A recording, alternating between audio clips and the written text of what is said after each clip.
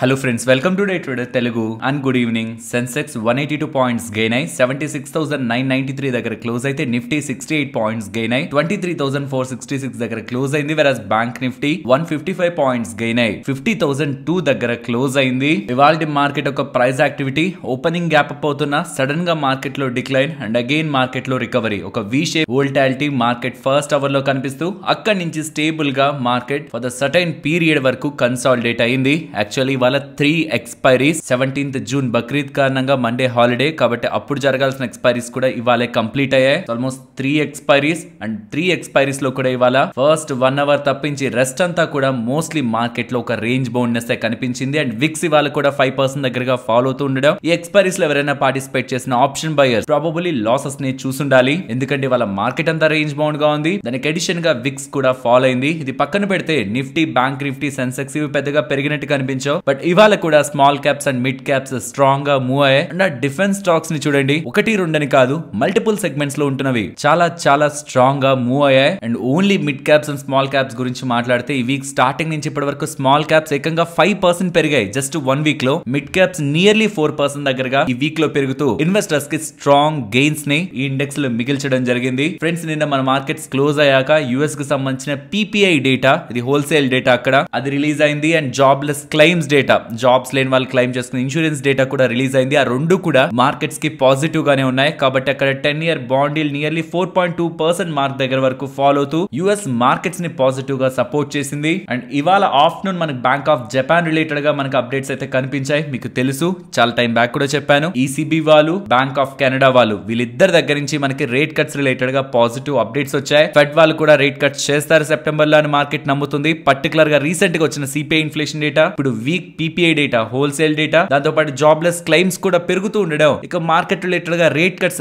ఉంటాయని ఒక ఎక్స్పెక్టేషన్స్ కూడా పెరుగుతూ ఉండడం ఓవరాల్ మార్కెట్స్ కి పాజిటివ్ గా తీసుకోవచ్చు. And even bank of Japan వాళ్ళు వాళ్ళ రేట్స్ రిలేటెడ్ గా అయితే ఎటువంటి చేంజెస్ ని తీసుకోలేదు, వాళ్ళ రేట్స్ అలానే ఉంచారు. వీళ్ళని మనం ఇతర సెంట్రల్ బ్యాంక్స్ తో కంపేర్ చేయడానికి లేదు, వీళ్ళ స్టాండ్ డిఫరెంట్ ఉంటుంది. ఇన్ఫ్లేషన్ రిలేటెడ్ గా, ఇంట్రెస్ట్ రేట్స్ రిలేటెడ్ గా ఇదంతా పాజిటివ్ గా కనిపిస్తాయి. గ్లోబల్ గా యుఎస్ లో వచ్చిన డేటా పాయింట్స్ పాజిటివ్ గా ఉంటాయి, అన్ని బానే ఉంటాయి. కానీ క్రూడ్ ఆయిల్ మాత్రం కాన్స్టెంట్ గా పెరుగుతూనే ఉంది. దీంతో వచ్చే ప్రాబ్లం ఏంటంటే, లెట్స్ సే ఈ వీక్ స్టార్టింగ్ నుంచి ఇప్పటి వరకు క్రూడ్ ఆయిల్ 4% దగ్గరగా పెరిగింది. క్రూడ్ ఆయిల్ పెరుగుతుంది అనుకోండి, ఖచ్చితంగా ఇండియాలో ఇన్ఫ్లేషన్ కూడా పెరుగుతుంది కదా. క్రూడ్ ఆయిల్ పెరుగుతూ పెట్రోల్, డీజిల్ ధరలు పెరుగుతూ ఉంటే అన్ని ధరలు పెరుగుతాయి. అండ్ ఈవెన్ గ్లోబల్ గా కూడా క్రూడ్ ఆయిల్ పెరుగుతూ ఉండడం ఇన్ఫ్లేషన్ ని స్టిక్కీగా ఉంచుతుంది, ఇన్ఫ్లేషన్ ని కంట్రోల్ ఉంచదు. సో కాబట్టి గ్లోబల్ గా కొంత సినారియోస్ అయితే నెలకొంటున్నాయి. జస్ట్ మీరు గూగుల్లో సౌదీ పెట్రో డాలర్ అనేలా మీరు టైప్ చేశారంటే మీకు బోల్డ్ ప్లాట్ఫామ్స్ లో డేటా కనిపిస్తుంది. ఇన్ఫాక్ట్ దీని గురించి కూడా డిస్కస్ చేసుకుందాం. అండ్ ఓపీఈసీ ప్లస్ మెంబర్స్ రిలేటెడ్ గా రీసెంట్ గా వస్తున్న అప్డేట్స్ కూడా క్రూడ్ ఆయిల్ రిలేటెడ్ గా స్లైట్ గా రీసెంట్ టైమ్స్ లో పెంచుతూ ఈ వీక్ లోనే క్రూడ్ ఆయిల్ 4% పెరగడం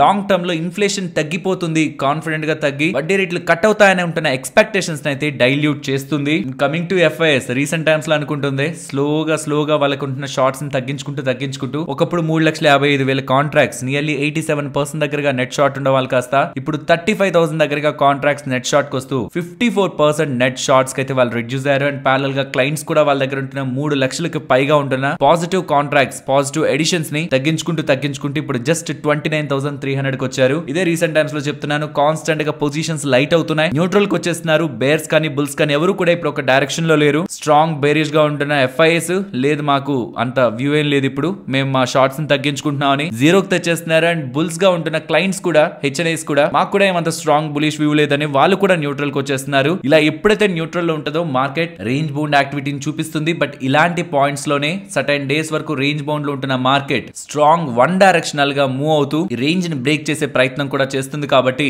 ఫర్దర్ గా మార్కెట్ రిలేటెడ్ గా ఒక డైరెక్షనల్ మూవ్ అయితే పెండింగ్ లో ఉంది. రీసెంట్ డేస్ లో ఉంటున్న కాన్స్టెంట్ కన్సల్టేషన్ జస్ట్ మీరు అబ్జర్వ్ చేయండి. గత 7 ట్రేడింగ్ సెషన్స్ లో ఆల్మోస్ట్ ఒక 5 ట్రేడింగ్ సెషన్స్ దగ్గరగా బ్యాంక్ నిఫ్టీ అయితే 50,200 మార్క్ అబోవ్ వెళ్ళింది, నిఫ్టీ అయితే 23,400 మార్క్ అబోవ్ వెళ్ళింది. కానీ చాలా కొద్ది సందర్భాల్లోనే అక్కడ క్లోజ్ అయింది. మోస్ట్ ఆఫ్ ద టైం ఆ లెవెల్స్ బిలో వచ్చి క్లోజ్ అయింది. అండ్ బిలో వస్తుంటే కూడా మీరు నిఫ్టీ పరంగా గమనిస్తే 23,200 మార్కే బ్రేక్ అయి క్లోజ్ అవ్వలేదు. వెరస్ బ్యాంక్ నిఫ్టీ పరంగా చూస్తే 49,700 మార్క్ బ్రేక్ చేసి బిలో క్లోజ్ అవ్వలేదు. Simple terms market range bound లో ఉంది. డౌన్ సైడ్ కి వస్తున్నప్పుడు చాలా టైట్ లెవెల్స్ మెయింటైన్ అవుతున్నాయి. ఇంట్రాడే లో సడన్ గా ఫాల్ అయిన 23,200 బ్రేక్ అయి మార్కెట్ క్లోజ్ అవ్వలేదు. బ్యాంక్ నిఫ్టీ సైడ్ 49,700 బ్రేక్ అయి మార్కెట్ బిలో క్లోజ్ అవ్వలేదు. చాలా నారో రేంజ్ లో రీసెంట్ డేస్ లో మార్కెట్ తిరుగుతుంది కాబట్టి. అండ్ విక్స్ కూడా చాలా ఎక్కువ ఫాల్ అయి ఆల్మోస్ట్ ఒక 5% దగ్గరగా కూడా ఇవాళ ఫాల్ అయి 12.8 కి ఫాల్ ఫాల్ అవుతూ ఉంది కాబట్టి ఇక్కడ ఆప్షన్ సెల్లర్స్ కి కొంత కష్టం కమింగ్ డేస్ లో ఎదురయ్యే ఛాన్సెస్ ఉన్నాయి. ఇన్ని డేస్ ఒక రేంజ్ బౌండ్ కమింగ్ డేస్ లో బ్రేక్అవుట్ రావడం, లో విక్స్ కారణంగా ప్రీమియమ్స్ పెద్ద సపోర్ట్ చేయకపోవడం కూడా ఇష్యూ ఉంటుంది. కాబట్టి ఇక్కడ నేను చేయాలనుకుంటున్న సజెషన్ ఒకటే, రేంజ్ బౌండ్ నుంచి బయటకు వచ్చేయండి, డైరెక్షనల్ అయిపోతుంది, ఏదో ఒక డైరెక్షన్ తీసుకోవాలని కాదు నేను చెప్పాలనుకుంటుంది. లో ప్రీమియమ్స్ ఉన్నాయి కదా అని దగ్గరికి రావద్దు.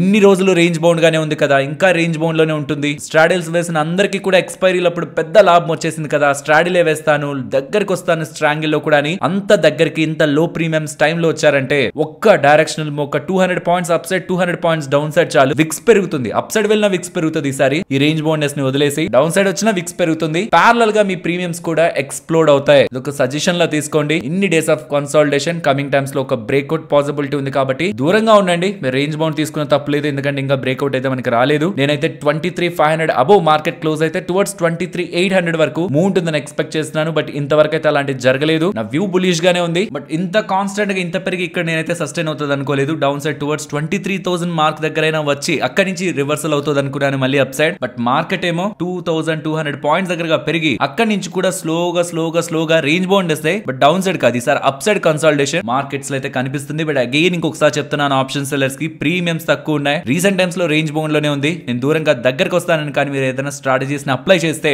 బిలీవ్ మీ ఇంకొన్ని డేస్ లో దాని రిలేటెడ్ గా నెగిటివ్ ఇంపాక్ట్ మనం చూడాల్సి ఉంటుంది. కాబట్టి ఇప్పుడు తక్కువ రిటర్న్ కోసం దూరంగానే ఉండి మీరు మీ రేంజ్ బౌండ్నెస్ ని కంటిన్యూ చేసుకోండి. కానీ అన్నెసరీగా తక్కువ ప్రీమియమ్స్ ఉన్నాయని ముందుకు మాత్రం రావద్దు. అసలు ఇంతకు మించి మార్కెట్ రిలేటెడ్ గా మాట్లాడుకునేందుకు అంత స్ట్రాంగ్ డేటా పాయింట్స్ కూడా ఏం లేవు. క్లియర్ గా రీసెంట్ టైమ్స్ లో మార్కెట్ రిలేటెడ్ గా నా వ్యూ చెప్తున్నాను. ఇక్కడ నుంచి మార్కెట్ నేను స్ట్రాంగ్ గా బులిష్ గా పాజిటివ్ గా ఎక్స్పెక్ట్ చేస్తున్నాను. అబౌట్ 23,500 23,800 అండ్ 24 మార్క్ ని కమింగ్ డేస్ లో నేను మార్కెట్ లో చూస్తానేమో అని ఒక బులిష్ వ్యూ తో అయితే ప్రెసెంట్ ఉన్నాను. ఈవెన్ నా వ్యూ కి అగేనెస్ట్ గా మార్కెట్ డౌన్ సైడ్ కి వస్తున్నా టువర్డ్ 23,000 మార్కెట్ స్టెబిలైజ్ అవుతుందని. ఇన్ ద వర్స్ట్ కేస్ ఏదైనా బిగ్ నెగిటివ్ అప్డేట్ మార్కెట్ లో వచ్చిన 22,750 దగ్గరైనా మార్కెట్ స్టేబుల్ అయి మళ్ళీ అక్కడి నుంచి పైకే వెళ్తుందని ఈ బులిష్ వ్యూ ని రీసెంట్ డేస్ లో క్యారీ చేస్తున్నాను. అండ్ అగైన్ మళ్ళీ ఇంకొకసారి 17th జూన్ మండే మనకి మార్కెట్ హాలిడే. ఫ్రెండ్స్, ఇలా మార్కెట్ లో ఉంటున్న కంప్లీట్ డేటాను అనాలిసిస్ చేస్తూ వీడియోని మీ ముందుకు తీసుకొని రావడానికి మేము పెడుతున్న ఎఫర్ట్స్ మీకు వాల్యుబుల్ గా అనిపిస్తూ ఉంటే మన వీడియోని తప్పకుండా లైక్ చేయండి. నెక్స్ట్ వీడియో రికార్డ్ చేస్తున్న పాయింట్లు అనుకుంటాను,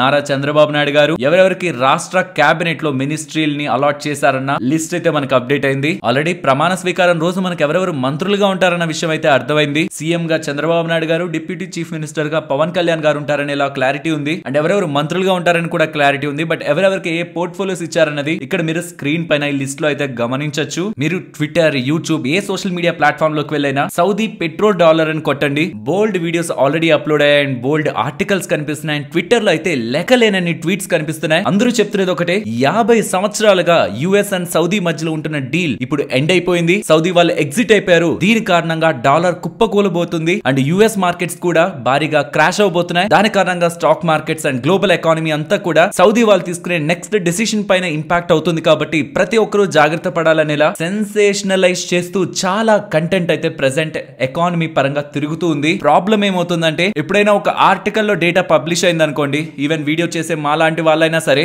ఆర్టికల్ ని రిఫరెన్స్ గా తీసుకొని, ఆర్టికల్ ఎక్కడి నుంచి వచ్చిందో అది అనవసరం, ఆర్టికల్ ని రిఫరెన్స్ గా తీసుకోండి, ఇదిగోండి ఇది డేటా అని చెప్పేస్తారు. ఇప్పుడు ఈ వీడియోని రిఫరెన్స్ గా తీసుకొని ఇంకొక వీడియోని ఇంకొకరు ఆర్టికల్ ని అలా రాస్తుంటారని ఫైనల్ గా డేటా అసలు ఎక్కడి నుంచి ఆరిజినేట్ అయింది, దానికి మూలాలు ఎక్కడ ఉన్నాయి, దానికి నిజాలు ఎంతవరకు ఆపాదించవచ్చు అనే ఎవ్వరు కూడా చెక్ చేయకుండా, వెరిఫికేషన్ చేసుకోకుండా డేటాని పబ్లిష్ చేసుకుంటూ వెళ్తే ఇలాంటి సినారియోస్ మనకి ఎదురవుతాయి. ఎవరెవరైతే సౌదీ వాళ్ళు, యుఎస్ వాళ్ళు ఒక డీల్ ని కుదుర్చుకున్నారు, పర్టికులర్ గా రిచర్డ్ నిక్సన్ గారు 1969 నుంచి 1974 వరకు యుఎస్ ప్రెసిడెంట్ గా ఉంటున్న రిచర్డ్ నిక్సన్ గారి హయాంలో, తను 37th యుఎస్ ప్రెసిడెంట్, తన హయాంలో యుఎస్ కి అలాగే సౌదీకి మధ్యలో డీల్ కుదిరింది. ఆ డీల్ లో, ఆ ఒప్పందంలో భాగంగా సౌదీ వాళ్ళు ఎవరికి క్రూడ్ ఆయిల్ నమ్మినా ఖచ్చితంగా డాలర్ లోనే అమ్మాలనేలా అప్పట్లో యుఎస్ వాళ్ళు 1974 జూన్ 6వ తేదీన డీల్ ని కుదుర్చుకున్నారు.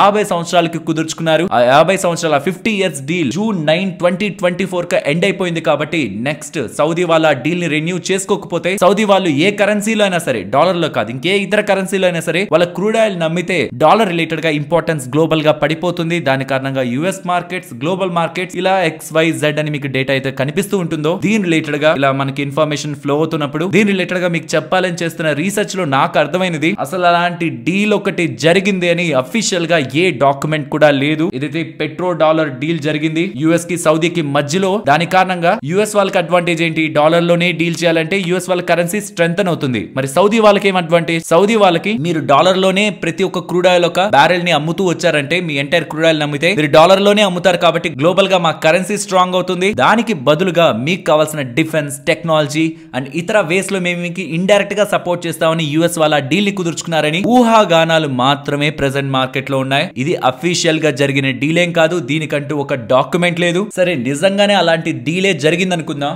జూన్ 9, 2024 వరకు డాలర్ లో తప్పితే ఇంక ఎందులో కూడా ఇంక ఇతర ఏ కరెన్సీలో కూడా సౌదీ వాళ్ళు అసలు ట్రేడే చేయకూడదని డీల్ జరుగుంటే మరెందుకు ఇక్కడ నుంచి కొన్ని సంవత్సరాల క్రితం చైనా వాళ్ళతో యువాన్ లో అంటే చైనా వాళ్ళ కరెన్సీతో సౌదీ వాళ్ళు ఎందుకు క్రూడ్ ఆయిల్ ని ట్రేడ్ చేశారు? సరే నిజంగానే అలాంటి డీలే ఒకటి జరుగుంటే మేము నెక్స్ట్ ఎక్స్టెండ్ చేసుకోవట్లేదని సౌదీ వాళ్ళనే బయటకు వచ్చి చెప్తారు, యుఎస్ వాళ్ళనే బయటకు వచ్చి చెప్తారు. పోనీ అది జూన్ 9వ తేదీ 2024 ఎండ్ అయింది కదా, మరి గత 5 రోజుల నుంచి గత నెల రోజుల నుంచి యుఎస్ డాలర్ ఏమైనా పతనం అయిపోయిందా, లేకపోతే ఇతర కరెన్సీస్ ఏమైనా స్ట్రాంగ్ అయిపోయాయి కంపేర్డ్ విత్ యుఎస్ డాలర్, అలా ఏమైనా జరిగిందా? సో ఇలాంటివన్నీ ఏంటంటే సోషల్ మీడియాలో ఏవైతే స్పెక్యులేషన్స్ మనకు కనిపిస్తూ ఉంటాయో దానికి ఏదైనా ఆధారాలు ఉంటే, లైక్ ఆ డీల్ జరిగింది, ఇది డాక్యుమెంట్ అని కానీ, లేకపోతే ఆ డీల్ జరిగింది ఆ టైంలో వాళ్ళ ప్రెస్ రిలీజ్లు కానీ ఏమైనా ఉంటే దాన్ని బేస్ చేసుకొని మనం చేయొచ్చు. అండ్ ఆ టైంలో ఉంటున్న ప్రెసిడెంట్ గురించి ఒక 2 మాటలు మాట్లాడుకోవాలి. రిచర్డ్ నిక్సన్ గారు, తనని మన ఇండియన్స్ అయితే ఖచ్చితంగా పాజిటివ్ గా చూడరు, ఇంకా చెప్పాలంటే ద్వేషిస్తారు. దానికి ప్రధానమైన కారణం 1971లో జరిగిన మన ఇండియాకి పాకిస్తాన్ కి మధ్య వార్ లో వాళ్ళు పాకిస్తాన్ కే సపోర్ట్ చేశారు. ఇన్ఫాక్ట్ వాళ్ళు పాకిస్తాన్ కి సపోర్ట్ చేసిన ఇండియానే గెలిచింది. బట్ తను మాత్రం ఇండియాని, ఇండియన్స్ ని ఒక గ్రేట్ నేషన్ గా ఆ టైంలో రికగ్నైజ్ అయితే చేయలేదు, పాకిస్తాన్ తో చేతులు కలిపారు. తను ఇండియా రిలేటెడ్ గా ఒక రాంగ్ డెసిషన్ తీసుకొని ఉండొచ్చేమో. బట్ మీరు సౌదీ వాళ్ళని, చైనా వాళ్ళని, యుఎస్ వాళ్ళని అడగండి, తను తీసుకున్న గ్రేట్ రిఫార్మ్స్ అంటే ఒక నెక్స్ట్ ఒక 30, 50, 80 సంవత్సరాలకి యుఎస్ ను ఒక సూపర్ పవర్ గా చేయాలంటే మనం ఏమేం చెయ్యాలని ఎత్తుగడలన్నీ కూడా తన హయాంలోనే జరిగాయి. కాబట్టి మీకు ఇంకే ఇతర యుఎస్ ప్రెసిడెంట్ రిలేటెడ్ గా కూడా వికీపీడియాలో మీకు పేజ్ కనిపించదు. తన రిలేటెడ్ గా మాత్రం నిక్సాన్ షాక్ అని ఒక ఎంటైర్ వికీపీడియాలో ఒక పేజే తన పేరు మీద మెయింటైన్ అవుతూ ఉంటుంది. ఇప్పుడు ఎలా అయిపోయిందంటే రీసెంట్ టైమ్స్ లో డీ డాలరైజేషన్ రిలేటెడ్ గా అంటే డాలర్ ఒక వాల్యూ పడిపోతుంది, ఇండియా రూపీ స్ట్రాంగ్ అవుతుంది, లేకపోతే గ్లోబల్ గా ఇతర కరెన్సీ స్ట్రాంగ్ అవుతున్నాయి, డాలర్ వీక్ అయిపోతుంది, యుఎస్ పతనం అయిపోతుంది. ఇలాంటి డీ డాలరైజేషన్ థీమ్ రిలేటెడ్ గా కొంత ఎగ్జాజరేషన్ అయితే కనిపిస్తుంది. ఎస్, చైనా వాళ్ళు, రష్యా వాళ్ళు డాలర్స్ ని యాక్సెప్ట్ చేయడం మానేశారు. అంటే డాలర్స్ లో మేజర్ డీల్స్ ని కాకుండా ఇతర కరెన్సీస్ లో డీల్స్ ని వాళ్ళు ప్రోత్సహిస్తున్నారు. కాబట్టి మన ఇండియా వాళ్ళు రష్యా నుంచి క్రూడ్ ఆయిల్ కొనుక్కుంటుంటే కూడా డాలర్ లో ఆ ట్రేడ్ జరగట్లేదు. బట్ మన ఎక్స్టర్నల్ అఫైర్స్ మినిస్టర్ అయిన జయశంకర్ గారు చేసిన కామెంటరీ రీసెంట్ టైమ్స్ లో డీ డాలరైజేషన్ అనేది ఎగ్జాజరేట్ అయిపోయిందంటే డాలర్ పతనం అయిపోతుంది, డాలర్ కి వాల్యూ లేదు, కమింగ్ టైమ్స్ లో డాలర్ కుప్పకూలుతుంది, ఇదంతా కూడా exaggeration. Dollar is still dollar. Yes, స్లోగా డీ డాలరైజేషన్ జరుగుతుందేమో, డాలర్ ఒక వాల్యూ పడుతుందేమో, but as of now sudden గా ఇంపాక్ట్ అయితే ఉండదు. ఎందుకంటే కొన్ని సంవత్సరాల నుంచి పాతుకుపోయిన కరెన్సీ ఇమీడియట్ గా చేంజెస్ తీసుకురావడం కష్టం. స్లోగా ఇతర కంట్రీస్ అన్ని కూడా డాలర్ కాకుండా ఇతర ఆల్టర్నేట్ వైపు కూడా అడుగులు వేస్తున్నాయి. కాబట్టి మేబీ ప్రాబబ్లీ ఇన్ ఫ్యూచర్ స్లోగా డాలర్ ఒక ఆధిపత్యం తగ్గుతుందేమో. బట్ యాజ్ ఆఫ్ నౌ ఈ సౌదీ అరేబియా రిలేటెడ్ గా ఉంటున్న ఇష్యూ కారణంగా స్టాక్ మార్కెట్స్ లో భారీ ప్రకంపనాలు రాబోతున్నాయి. దీని కారణంగా మార్కెట్స్ లో ఉంటున్న వాళ్ళు అలర్ట్ అవ్వాలని ఏదైతే స్పెక్యులేషన్ కనిపిస్తుందో, పర్సనలీ నాకైతే ఏ ఎవిడెన్స్ కూడా లేకపోవడం కారణంగా నేను దీన్ని అయితే జస్టిఫై చేయట్లేదు. ఎవరైనా దీని రిలేటెడ్ గా రీసెర్చ్ చేసి మీరు చెప్తున్నది రాంగ్, ఇదిగోండి ఇది డాక్యుమెంట్, ఇది వీళ్ళ రిలేటెడ్ గా జరిగిన ప్యాక్ట్ అని కానీ ఏదైనా అఫీషియల్ డాక్యుమెంట్ ని షేర్ చేస్తే, ఆ టైంలో ఉంటున్న ఏదైనా వీడియో క్లిప్ ని షేర్ చేస్తున్న, ఇంటర్వ్యూస్ రిలేటెడ్ గా జరిగిన ఒప్పందాలు రిలేటెడ్ గా ఏ అఫీషియల్ డాక్యుమెంట్ ని మీరు షేర్ చేస్తున్నా, దీని రిలేటెడ్ గా నేను మళ్ళీ మాట్లాడతాను. బట్ యాజ్ ఆఫ్ నో ఇదంతా కూడా సోషల్ మీడియాలో ఉంటున్న ఒప్పందాలు మాత్రమే. నిజంగానే అలాంటిది ఏదైనా జరుగుంటే గుర్తుంచుకోండి, జూన్ 9వ తేదీ తర్వాత చాలా భారీ మార్పులు మార్కెట్స్ లో వచ్చుండాలి. పర్టికులర్ గా కరెన్సీ మార్కెట్ లో అలాంటివి ఏం జరగలేదు కాబట్టి అన్నెసరీగా ఫియర్ కి లోనవ్వాల్సిన నీడ్ లేదన్నది పర్సనల్ గా నా ఒపీనియన్. ఫ్రెండ్స్, ఇలా కాంప్లెక్స్ థింగ్స్ ని సింప్లిఫై చేస్తూ డేటాని మీ ముందుకు తీసుకొని రావడానికి మేము పెడుతున్న ఎఫర్ట్స్ మీకు వాల్యుబుల్ గా అనిపిస్తూ ఉంటే తప్పకుండా మన వీడియోని లైక్ చేయండి. అంబుజా సిమెంట్స్ గురించి మాట్లాడుకోవాలి. ఒక బిగ్ డీల్ అయితే కనిపిస్తుంది. అంబుజా సిమెంట్స్ వాళ్ళు హైదరాబాద్ కి సంబంధించిన పెన్నా సిమెంట్స్ వాళ్ళని 10,422 crore పెట్టి కొంటున్నట్లయితే అప్డేట్స్ చేస్తున్నారు. పెన్నా సిమెంట్స్ వాళ్ళ దగ్గర 14 million tons per annum capacity ఉంటున్న సిమెంట్ ప్రొడక్షన్ బిజినెస్ ఉంది. ఇప్పుడు ఈ మొత్తం కెపాసిటీస్ ని అంబుజా సిమెంట్స్ వాళ్ళు యాడ్ చేసుకుంటే వాళ్ళ total capacity present 89 million ton per Yanam కి వెళ్తుంది. అండ్ వాళ్ళు చెప్పింది బై 2028 లోపు 140 million ton per annum cement production కెపాసిటీకి వెళ్తామని. సో ఈ కంపెనీని అదాని వాళ్ళు ఎక్వైర్ చేసినప్పటి నుంచి ఎలా వీళ్ళ సిమెంట్ కెపాసిటీస్ ని పెంచుకుంటూ వెళ్తున్నారన్నది ఇక్కడ మీరు స్క్రీన్ పైన గమనించొచ్చు. దీని కారణంగా అంబుజా సిమెంట్స్ వాళ్ళకి ఏం అడ్వాంటేజ్ వస్తుంది? ఇక్కడ మీరు స్క్రీన్ పైన చూస్తే ఇప్పటి వరకు అంబుజా సిమెంట్స్ వాళ్ళకి సౌత్ లో అంత స్ట్రాంగ్ ప్రెజెన్స్ లేదు. బట్ ఇప్పుడు ఈ ఎక్విజిషన్ కారణంగా సౌత్ లో 8% దగ్గరగా మార్కెట్ షేర్ యాడ్ అవుతుంది. అండ్ ఎంటైర్ ఇండియాలో 2% దగ్గరగా మార్కెట్ షేర్ యాడ్ అవుతుంది. దీని కారణంగా సౌత్ లో ఇప్పటి వరకు స్ట్రాంగ్ ప్రెజెన్స్ ని చూపిస్తున్న రామ్కో అండ్ దాల్మియా వాళ్ళకి అదాని వాళ్ళు through Ambuja cement strong competition అయితే ఇస్తారు. అండ్ జరిగిన డీల్ కూడా $80 per ton దగ్గరగా వాల్యుయేషన్ లో జరిగింది. కాబట్టి ఎక్విజిషన్ మొత్తం కూడా డెఫినెట్లీ అట్రాక్టివ్ అట్రాక్టివ్ వాల్యుయేషన్ లో జరుగుతున్నట్టే పెన్నా సిమెంట్స్ చాలా టైం బ్యాక్ నుంచి ఐపీఓ గా రావాలనుకుంటుండడం, అది ఫెయిల్ అవుతుండడం, ఫైనలీ అంబుజా సిమెంట్స్ వాళ్ళు ఎక్వైర్ చేస్తూ ఉండడం, ఈ సిమెంట్ ఇండస్ట్రీలో ఇంకా strong acquisition small players related గా జరుగుతాయని ఊహాగానాలు కూడా చిన్న సిమెంట్ ప్లేయర్ స్టాక్స్ ని ఇవాళ మూవ్ చేశాయి పాజిటివ్ గా. అండ్ ఇక్కడ కనిపిస్తున్నట్టు కూడా కమింగ్ టైమ్స్ లో ఆదాని వాళ్ళు 140 మిలియన్ టన్ పర్ యానం కి ప్రొడక్షన్ కి రీచ్ అవ్వాలంటే ఇంకా చిన్న ప్లేయర్స్ ని ఎక్వైర్ చేస్తారని కూడా మార్కెట్ లో స్పెక్యులేషన్స్ ఉన్నాయి. కాబట్టి స్మాల్ సిమెంట్ ప్లేయర్స్ మూవ్ అవుతూ ఉంటే నెంబర్స్ కారణంగా కాదు, అక్విజిషన్ రిలేటెడ్ గా ఉంటున్న స్పెక్యులేషన్స్ అన్న విషయాన్ని ఇన్వెస్టర్స్ గుర్తించాలి. ఎవరిని ఎక్వైర్ చేస్తారో మనకు తెలియదు, బట్ ఈ స్పెక్యులేషన్స్ తో చిన్న సిమెంట్ కంపెనీస్ రీసెంట్ టైమ్స్ లో ఎక్కువగా పెరుగుతున్నాయి, జాగ్రత్త. బట్ ఫైనలీ డీల్ జరగడం అయితే అంబుజా సిమెంట్స్ పరంగా మనం పాజిటివ్ గానే చూడొచ్చు.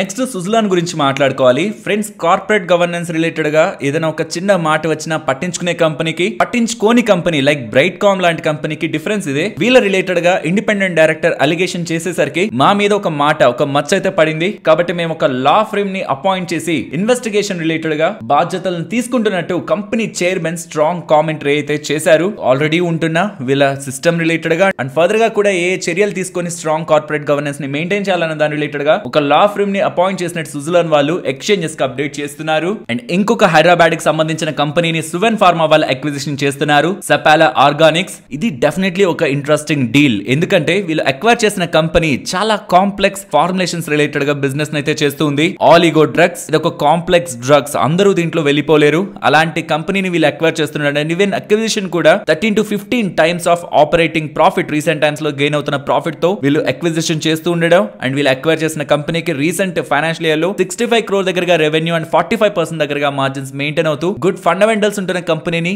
అట్రాక్టివ్ వాల్యుయేషన్ లో good business and complex business చేస్తున్న కంపెనీని సువెన్ ఫార్మా వాళ్ళు అక్విజిషన్ చేస్తూ ఉండేసరికి ఫర్ 229 crore 50 lakhs 67.5% దగ్గరగా వాటాను అక్వైర్ చేస్తున్నారనే అప్డేట్స్ తో 67.5% ఈ సెఫాలా ఆర్గానిక్ సిడిఎంఓ ప్లేయర్ రిలేటెడ్ గా అక్విజిషన్ చేశారని సువెన్ ఫార్మా రిలేటెడ్ గా వస్తున్న అప్డేట్స్ తో కూడా స్టాక్ ఇవాళ ఇంతలా గెయిన్ అయింది. అండ్ ఫర్దర్ గా కూడా లాంగ్ టర్మ్ లో ఇది మనం బిజినెస్ పరంగా పాజిటివ్ గానే చూడాలి. ఫ్రెండ్స్, యూనియన్ బడ్జెట్ మనకి 3rd వీక్ ఆఫ్ జూలైలో సుమారుగా 22nd జూలై అలా ఉంటుందని అప్డేట్స్ వస్తూ ఉండడం, చాలా మంది అనలిస్టులు ఈ బడ్జెట్ లో ఏ స్టాక్స్ ఫోకస్ లో ఉంటాయని సర్టైన్ స్టాక్స్ ఒక సెక్టార్స్ అయితే షేర్ చేస్తూ ఉన్నారు. Like infrastructure, banking, financial services, consumer goods, health care, renewable energy, వీటి రిలేటెడ్ గా ఈసారి బడ్జెట్ లో ఎక్కువ ఫోకస్ ఉంటుంది అంటున్నారు. బట్ చాలా వరకు బడ్జెట్స్ లో మీరు గమనిస్తే చాలా వరకు ఒక బ్రాడ్ సెక్టార్లు మనకు వచ్చేస్తూ ఉంటాయి. ఆ పర్టికులర్ సెక్టార్స్ రిలేటెడ్ గా లైక్ ఇన్ఫ్రాస్ట్రక్చర్ అని కానీ, బ్యాంకింగ్, ఫైనాన్షియల్స్ అని కానీ, కన్స్యూమర్ గూడ్స్ అని కానీ ఇలా వినిపిస్తూ ఉంటాయి. బట్ పర్సనలీ ఐ బిలీవ్ ఈసారి బడ్జెట్ గతంలో ఉంటున్న సేమ్ స్పిరిట్ నే కానీ కంటిన్యూ చేస్తున్నట్లయితే ఖచ్చితంగా డిఫెన్స్ స్టాక్స్ రిలేటెడ్ గా, రైల్వే స్టాక్స్ రిలేటెడ్ గా అండ్ పవర్ స్టాక్స్ రిలేటెడ్ గా, ఈ 3 సెక్టార్స్ రిలేటెడ్ గా స్ట్రాంగ్ వెయిటేజ్ ని కలిగి ఉంటుందనేది నా ఒపీనియన్. ఇది 100% నేను నా ఓన్ గా తీసుకుంటున్న అజంప్షన్ కాదు. 1283 న్యూస్ వీడియోలో మోడీ గారు తన సొంత మాటలతో నెక్స్ట్ 5 సంవత్సరాల్లో నేను చేసేది ఇదే అని పబ్లిక్ గా జరిగిన ఇండియా టుడే మీటింగ్ లో చేసిన స్టేట్మెంట్స్ లో క్లియర్ గా defence, railway, aerospace, infrastructure, renewable side తన స్ట్రాంగ్ కామెంట్స్ అయితే కనిపిస్తున్నాయి. అండ్ పవర్ సైడ్ కూడా స్ట్రాంగ్ క్యాపెక్స్ గవర్నమెంట్ చేస్తారని, రెన్యూబుల్ ఎనర్జీ సైడ్ కూడా చేస్తారని స్ట్రాంగ్ కామెంట్స్ కనిపిస్తున్నాయి. కాబట్టి బడ్జెట్ రిలేటెడ్ గా ఎవరైనా ఫోకస్ చేయాలనుకుంటే defence, railways and power related గా ఉంటున్న స్టాక్, ఈ 3 సెక్టార్ కి సంబంధించిన స్టాక్స్ బడ్జెట్ కి ముందే రియాక్ట్ అవుతాయి. అండ్ బడ్జెట్ టైం లో కూడా ఎక్కువ వోల్టైల్ గా ఈ 3 సెక్టార్స్ స్టాక్స్ ఉంటాయనే విషయాన్ని మనం అర్థం చేసుకోవాలి. కాబట్టి ఇవాళ కూడా మీరు గమనిస్తే ఏ అప్డేట్ లేదు డిఫెన్స్ సెగ్మెంట్ రిలేటెడ్ గా, బట్ ఆల్రెడీ స్టాక్స్ రియాక్ట్ అవడం మొదలు పెట్టాయి. బడ్జెట్ 3వ వారంలో ఉంటుందనేలా అప్డేట్స్ వస్తూ ఉండడం, కానీ ఇవి రిస్క్ తో కూడుకొని ఉంటాయి. పెరిగిన అలానే పెరుగుతాయి, పడుతున్న సర్టైన్ టైం వరకు షార్ట్ టర్మ్ లో అలానే ఫాల్ కూడా ఉండొచ్చు. కాబట్టి వీటిల్ని బ్యాలెన్స్ చేస్తూ ఎఫ్ఎంసీజీ, ఐటీ, ఫార్మా, బ్యాంకింగ్ ఈ స్టాక్స్ మీకు పోర్ట్ఫోలియో రిలేటెడ్ గా స్టెబిలిటీని కమింగ్ టైమ్స్ లో అందిస్తాయి. అండ్ ఈ 4 సెక్టార్స్ ఏవైతే ఇప్పుడు నేను మాట్లాడాను, IT, pharma, FMCG and banking, good valuations తో గ్రోత్ రిలేటెడ్ గా పొటెన్షియల్ ఉండడానికి అండర్ వాల్యూడ్ గా ఉంటున్న చాలా స్టాక్స్ ఈ స్పేస్ లో ఉన్నాయి. కాబట్టి నాట్ ఓన్లీ గ్రోత్ అండ్ ఈ బడ్జెట్ రిలేటెడ్ గా ఓన్లీ యూఫోరియాతో ఉన్న స్టాక్స్ కాకుండా అండర్ వాల్యూడ్ లో ఉంటున్న సెక్టార్స్ ని కూడా ఇన్వెస్టర్స్ ఫోకస్ చేయాలి. నెక్స్ట్ వడాఫోన్ ఐడియా గురించి మాట్లాడుకోవాలి. వీళ్ళ వెండర్స్ కి లైక్ నోకియా అండ్ ఎరిక్సన్ వాళ్ళు వీళ్ళ వెండర్స్ కదా, వాళ్ళకి వీళ్ళు డబ్బులు అప్పుగా ఇవ్వాల్సింది. ఆ అప్పుకు గాను మేము మీకు డబ్బులు ఇవ్వలేం, షేర్లను ఇస్తామని 166 crore షేర్స్ ని, ఒక్కొక్క షేర్ ని 14 రూపీ 80 పైస్ లెక్కన ఇచ్చేస్తూ 2458 crores దగ్గరగా వీళ్ళకున్న అప్పుల్ని షేర్స్ ద్వారా క్లియర్ చేసుకుంటామనేలా అప్డేట్స్ అయితే చేస్తున్నారు. జరిగిన ట్రాన్సాక్షన్ అయితే 8% డిస్కౌంట్ తో నిన్నటి క్లోజింగ్ ప్రైస్ తో పోలిస్తే, బట్ ఎఫ్పిఓ ప్రైస్ తో పోలిస్తే మాత్రం కొంత హైయర్ లోని డీల్ జరిగింది. సో నోకియా వాళ్ళకి ఆల్మోస్ట్ 1520 crore అండ్ ఎరిక్సన్ వాళ్ళకి 938 crore దగ్గరగా షేర్లను అయితే ఇచ్చారు. అండ్ మనకి ఇక్కడ క్వశ్చన్ వస్తుంది, 166 కోట్ల షేర్లు ఇస్తున్నారంటే మరి తీసుకుంటున్న తీసుకుంటున్న వాళ్ళు మార్కెట్ లో అమ్మేస్తే ఆ భయం ఉంటుంది కదా. కాబట్టి ఎవరెవరైతే ఇప్పుడు ఈ షేర్లను తీసుకుంటున్నారో ఎరిక్సన్ అండ్ నోకియా వాళ్ళు 6 నెలల వరకు వాటిని అమ్మకూడదనే లాక్ ఇన్ ని కూడా వోడాఫోన్ ఐడియా వాళ్ళు పెడుతున్నారు. ఓవరాల్ ఈ డీల్ పాజిటివ్ డైల్యూషన్ ఎక్కువ ఉంటుంది. ఇన్వెస్టర్స్ వాళ్ళ వాల్యూని కొంత కోల్పోతున్నట్టే, బట్ అట్లీస్ట్ అప్పు తగ్గుతుంది కదా కొంత మొత్తం అయినా.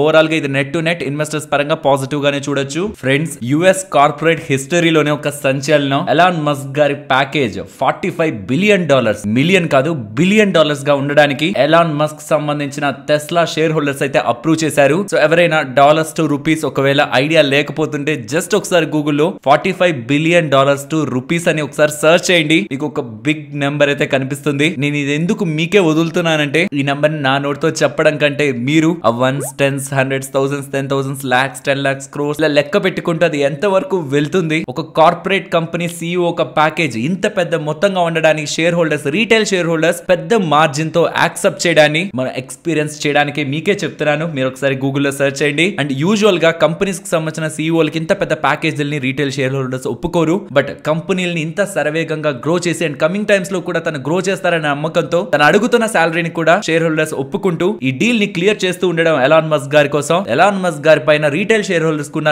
లవ్ ని ఇలా బయట పెడుతుందని ఇలా చాలా ఫైనాన్షియల్ ప్లాట్ఫామ్స్ లో మనకి డేటా కనిపిస్తుంది. అండ్ ఇంకొకటి, ఇలా క్లియరెన్స్ వచ్చిందంటే తనకి ఆ ప్యాకేజ్ వెళ్ళిపోదు. కోర్టులో ఒక కేసు కూడా ఉంది తన రిలేటెడ్ గా, ఈ ప్యాకేజ్ రిలేటెడ్ గా. అది కూడా తను క్లియర్ చేసుకుంటే ఇంత పెద్ద మొత్తంలో ప్యాకేజ్ ని ఎలాన్ మస్క్ గారి కమింగ్ టైమ్స్ లో అందుకుంటారు. అండ్ వీలైతే మీరు అది గూగుల్లో సర్చ్ చేసి అది ఎంత వచ్చిందన్న నెంబర్ ని ఒకసారి కామెంట్ సెక్షన్ లో పెట్టండి. $45 బిలియన్ ఇన్ రూపీస్. ఇది ఇప్పుడు ఎలాన్ మస్క్ గారి ప్యాకేజ్. ఫ్రెండ్స్, ఒక డాక్టర్ ఐస్ క్రీమ్ తింటున్నప్పుడు తన ఐస్ క్రీమ్ లో ఫింగర్ వచ్చిందని ఇలా మోస్ట్లీ సోషల్ మీడియా ప్లాట్ఫామ్స్ లో మీరు ఆల్రెడీ డేటాను చూసుంటారు. బట్ నేను ఈ పర్టికులర్ అప్డేట్ ని చెప్పడానికి ప్రధానమైన కారణం ఇలా ఐస్ క్రీమ్ లో ఫింగర్ వచ్చిందని చెప్పాలని కాదు. కన్సర్న్ అంతా ఆ కంపెనీకి తెలుసు ఆ పర్టికులర్ బ్యాచ్ లో ఒక వర్కర్ ఫింగర్ అసెంబ్లీ యూనిట్ దగ్గర మోస్ట్లీ ఫింగర్ కట్ అయ్యి ఐస్ క్రీమ్ లో వెళ్ళింది. బికాస్ కట్ అయిన అతను ఖచ్చితంగా పెయిన్ ని ఫీల్ అవుతాడు, తను ఏడుస్తాడు, ఖచ్చితంగా మోస్ట్ ఆఫ్ ద పీపుల్ కి దాన్ని తెలియజేస్తాడు. స్టిల్ ఆ బ్యాచ్ మొత్తాన్ని వేస్ట్ చేస్తే ఎక్కడ నష్టం వస్తుందని కంపెనీ సరైన విలువల్ని పాటించకుండా ఐస్ క్రీమ్ బ్యాచ్ ని బయటికి వదిలింది. మేనేజ్మెంట్ కి ఖచ్చితంగా తెలుసు ఈ ఫింగర్ కట్ అయిన వ్యక్తి ఖచ్చితంగా అలా కామ్ గా ఉండిపోలేరు కదా. తన నుంచి వస్తున్న అప్డేట్స్ తో కూడా కంపెనీ వినకుండా బ్యాచ్ ని మూవ్ చేసి బయటకి ఐస్ క్రీమ్స్ ని తెచ్చారు. చివరికి ఏమైంది, ఆ ఐస్ క్రీమ్ కంపెనీ రిలేటెడ్ గా ఇంకొకసారి ఐస్ క్రీమ్ తినాలంటే జనాలు భయపడేలా యోమో ఐస్ క్రీమ్ అనే బ్రాండ్ రిలేటెడ్ గా ఒక బిగ్ రిమార్క్ అయితే పడింది. So for the viewers benefit ఆ కంపెనీ బ్రాండ్ చూపించాలనుకుంటున్నాను. మోస్ట్లీ చాలా వరకు వీడియోస్ లో, ఇమేజెస్ లో వాళ్ళ బ్రాండ్ ని సరిగ్గా చూపించట్లేదు. ఇదే ఆ కంపెనీకి సంబంధించిన బ్రాండ్. ఈవెన్ వీళ్ళ రిలేటెడ్ గా FIR కూడా రిజిస్టర్ అయింది అండ్ ఫారెన్సిక్ ల్యాబ్ కూడా ఫింగర్ అయితే పంపించారు. బట్ కంపెనీ చేస్తున్న ఒక చిన్న మిస్టేక్ ఎంత పెద్ద సేల్స్ ని కమింగ్ టైమ్స్ లో బ్రాండ్ ఇమేజ్ ని ఇంపాక్ట్ చేస్తుంది అన్నది ఇది ఒక ఉదాహరణగా మనం తీసుకోవాలి. అండ్ ఆ వర్కర్ కి కూడా ప్రాపర్ గా వాళ్ళ కంపెన్సేషన్ ని ఇవ్వాలి. కమింగ్ టైమ్స్ లో ఇలాంటివి జరగకుండా జాగ్రత్తలు తీసుకుంటున్నప్పుడే కంపెనీస్ గ్రో అవుతాయి. కానీ ఏదైతే అయిందని ఆ ప్రొడక్ట్ ని, ఆ బ్యాచ్ ని బయటికి పంపించినప్పుడు ఇలాంటి పరిణామాలే, తీవ్ర పరిణామాలే కంపెనీస్ తమ రెప్యుటేషన్ రిలేటెడ్ గా ఎదుర్కోవాల్సి ఉంటుంది. అండ్ కంపెనీ చేసిన ఈ చర్యల పరంగా ఇలా బ్యాచ్ ని బయటికి వదలడం, పోతే పోయిందిలే తినే వాళ్ళు చూసుకుంటారని చేసిన పనులు రిలేటెడ్ గా పబ్లిక్ కూడా తీవ్రంగా వ్యతిరేకిస్తున్నారు. అండ్ దీనిపై మీ ఒపీనియన్ ని కూడా కామెంట్ సెక్షన్ లో షేర్ చేయండి. నెక్స్ట్ DCX సిస్టమ్స్ గురించి మాట్లాడుకోవాలి. వీళ్ళకి 32 crores విలువ చేసే orders domestic and international clients దగ్గర నుంచి లభించాయని for wire and cable harness assemblies. ఇవి నెక్స్ట్ 12 months లో ఇది కంప్లీట్ చేస్తారనేలా వీళ్ళు ఎక్స్చేంజెస్ కి అయితే అప్డేట్ చేశారు. నెక్స్ట్ హావెల్స్ గురించి మాట్లాడుకోవాలి. వీళ్ళు 50 to 60 crores దగ్గరగా వీళ్ళ ఎగ్జిస్టింగ్ గా ఉంటున్న air conditioner, AC manufacturing related గా ఉంటున్న బిజినెస్ పై స్పెండ్ చేస్తూ ప్రీవియస్ గా ఉంటున్న వీళ్ళ కెపాసిటీస్ ని పెంచుకుంటున్నట్లు, ప్రొడక్షన్ కెపాసిటీస్ ని పెంచుకుంటున్నట్లు హావెల్స్ వాళ్ళైతే చెప్తున్నారు. ప్రాబబుల్లీ ఇప్పుడు సమ్మర్ అయితే కంప్లీట్ అయిపోయింది. మేబీ నెక్స్ట్ కమింగ్ టైమ్స్ కోసం వీళ్ళ కెపాసిటీస్ ని ఎక్స్పాండ్ చేస్తున్నట్లయితే హావెల్స్ రిలేటెడ్ గా అప్డేట్స్ అయితే కనిపిస్తూ ఉన్నాయి. నెక్స్ట్ ఈ సెక్యూర్ క్రెడెన్షియల్స్ లిమిటెడ్ అనే కంపెనీ 57 crore మార్కెట్ క్యాపిటల్ ఉన్న చాలా చిన్న కంపెనీ. స్టాక్ ప్రైస్ ఒకసారి మీరు గమనించండి. కంటిన్యూస్ గా రీసెంట్ టైమ్స్ లో వన్ డైరెక్షనల్ గా ఫాలో అవుతుంది. దీని రిలేటెడ్ గా ఒక ఇంట్రెస్టింగ్ అప్డేట్ సెబీ దగ్గర నుంచి వచ్చింది. ఈ కంపెనీ రిలేటెడ్ గా MD గా ఉంటున్న రాహుల్ గారు రిలేటెడ్ గా 2020 ఏప్రిల్ నుంచి 2024 మార్చ్ వరకు జరిగిన ఇన్వెస్టిగేషన్ లో వీళ్ళకి తను తప్పు చేశారనే ఒక ఆధారాలు దొరికాయని, దీని రిలేటెడ్ గా యాక్షన్ తీసుకుంటూ తనని సెక్యూరిటీ మార్కెట్స్ నుంచి పక్కకి పెడుతూ అండ్ ఇంకే ఇతర లిస్టెడ్ కంపెనీలో కూడా డైరెక్టర్ గా తను వ్యవహరించకూడదనేలా ఫర్దర్ ఆర్డర్స్ వచ్చేంత వరకు సెబీ వాళ్ళైతే ఒక ఆర్డర్ ని రిలీజ్ చేస్తున్నారు. అసలు ప్రాబ్లం ఎక్కడ వచ్చింది? ఈ కంపెనీ రిలేటెడ్ ఉంటున్న ఫండ్స్ ని, ఈ సెక్యూర్ క్రెడెన్షియల్స్ అనే కంపెనీ రిలేటెడ్ ఉంటున్న ఫండ్స్ ని promoters, directors and other individuals or companies owned by its MD అలా కంపెనీకి సంబంధించిన నిధుల్ని దారి మరలించారని and without shareholder approval చాలా రిలేటెడ్ పార్టీ ట్రాన్సాక్షన్స్ ని కంపెనీ MD చేశారనేలా ఆరోపణలు వస్తూ ఉండడం సెబీ వాళ్ళైతే డిసిషన్ తీసుకుంటున్నట్లు మనకు అర్థమవుతుంది. So if in case in future ఈ పర్టికులర్ కంపెనీ పేరుతో మీకు ఏదైనా మెసేజ్ వచ్చింది అనుకోండి, ఈ కంపెనీ స్టాక్స్ ని కొనండి ఎక్కడికో వెళ్ళిపోతుందని, ప్రాబబ్లీ అది పంప్ అండ్ డంప్ అవ్వచ్చు. అండ్ ఇలా కార్పొరేట్ గవర్నెన్స్ రిలేటెడ్ గా ఇంత లెవెల్ ఆఫ్ అలిగేషన్స్ ఉన్నాయంటే కమింగ్ టైమ్స్ లో ఈ స్టాక్ నుంచి ఇన్వెస్టర్స్, రీటైల్ ఇన్వెస్టర్స్ ఎంత దూరంగా ఉంటే అంత మంచిది. కాబట్టి ఇదైతే జాగ్రత్తగా గుర్తుంచుకోండి. కంపెనీ నేమ్ ఇన్వెస్ట్ చేయడానికి కాదు, అవాయిడ్ చేయడానికి. నెక్స్ట్ నిఫ్టీ లాగే bank Nifty support and resistance present ఉన్న లెవెల్స్ నుంచి down side 23,370 and about 23,530. And coming to bank Nifty present ఉన్న లెవెల్స్ నుంచి డౌన్ సైడ్ 49,850 అండ్ ఇక్కడ నుంచి top side 50,140 and above 50,580. Recent times లో రేంజ్ బౌండ్ లో ఉండడం కారణంగా సపోర్ట్స్ అండ్ రెసిస్టెన్స్ ఏం పెద్ద వర్క్ అవ్వలేదు. బట్ వన్స్ బ్రేక్అవుట్ అయితే ఈ లెవెల్స్ రిలేటెడ్ గా ఇంపార్టెన్స్ మనకి ఎక్కువ ఉంటుంది. కమింగ్ టు మార్కెట్ రేంజ్, ఇప్పటి వరకు నేను 23,000 to 23,500 అని చెప్పాను. బట్ రేంజ్ ని 23,000 అయితే అలానే వదులుతున్నాను. టాప్ సైడ్ మాత్రం 23,700 గా మారుస్తున్నాను. If in case 500 above sustain అయింది అనుకోండి, సపోర్ట్ ని కూడా మనం అప్ సైడ్ కి తీసుకొద్దాం 23,200 కి. బట్ నాకు ఆ 500 పైన క్లోజింగ్ రానంత వరకు నేను 23 అయితే మార్చాలనుకోవట్లేదు. So 23,000 to 23,700. I know premiums చాలా వీక్ గా ఉన్నాయి, బట్ అలానే మనం దగ్గరికి తీసుకురాలేని రేంజ్ ని. రీసెంట్ టైమ్స్ లో రేంజ్ బౌండ్ ఉంది, బ్రేక్అవుట్ అయినప్పుడు అన్నెసరీగా ట్రాప్ కి మనం గురవుతాం. Let's wait. 500 అబౌవ్ వెళ్ళినప్పుడు కావాలంటే సపోర్ట్ ని డౌన్ సైడ్ నుంచి అప్ సైడ్ కి షిఫ్ట్ చేద్దాం. మరొక ఇంట్రెస్టింగ్ వీడియోతో మళ్ళీ మీ ముందుకు వస్తాను. అంతవరకు టేక్ కేర్. జై హింద్.